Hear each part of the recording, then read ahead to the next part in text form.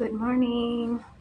Ang bilis ng pangyayari kahapon na pumunta si Brother Erwin dito sa hotel na meron kaming napag-usapan na blessing. Ngayon, naisip niya rin na sana daw mahanap na namin si Eva, yung kapatid ko. So, yung kahapon din, gumawa na rin siya ng paraan. Pinuntak niya yung kaibigan niya sa Bicol, yung teacher na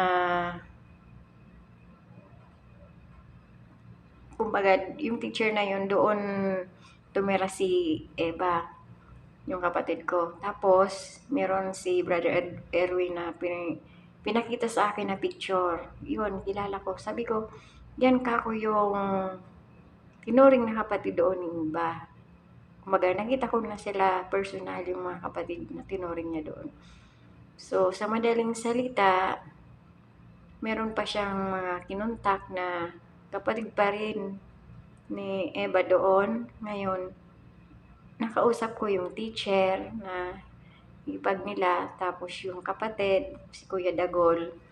And then sabi ko, Kuya Dagol, sabi ko, kilala mo ba si yung tumira kina Tia Olya na Chi ang pangalan?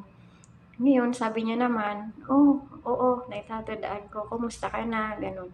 Sabi ko, matagal ko nang hinahanap si Eva. Gusto ko lang malaman kung anong apelyido ng asawa niya. Pag alam ko yung apelyido, mas madaling mahanap. Ngayon, nalaman niya, siya yung nakaalala ng apelyido na Paanyo pala. Pero yung hipag niya, hindi daw matandaan. Pero gumagawa sila ng paraan para makontak si Eva. Sa madaling salita, umalis si Brother Erwin, tapos may tumawag uli siya na nakontak niya na daw si Eva.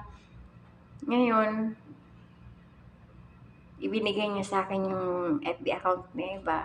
Tapos magka-chat kaming magkapatid. So, hanggang chat pa lang naman kami. Pero, nung hindi ko pa nakita yung FB account niya, kaya pala hindi ko mahanap kasi baliktad yung apelyido, ang ginamit niya at yung pangalan niya baliktad.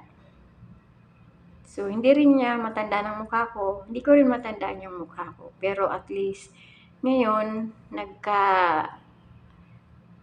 meron na kaming kontak na dalawa. Kaya, papasalamat ako kay Lord dahil may mga tao siyang ginamit na para mahanap ko ang kapatid ko. Dahil kung sa ibang tao nakakatulong kami, mas nangangailangan din siya na tulungan dahil sa mahabang panahon na hindi kami nagkita, 20 years. Pero hindi pa kami nagkasama sa isang bubong. Kumbaga, nagkausap lang, tapos minsan noon di pa uso yung cellphone, nagsusulatan lang po kami. Kaya, God is good all the time.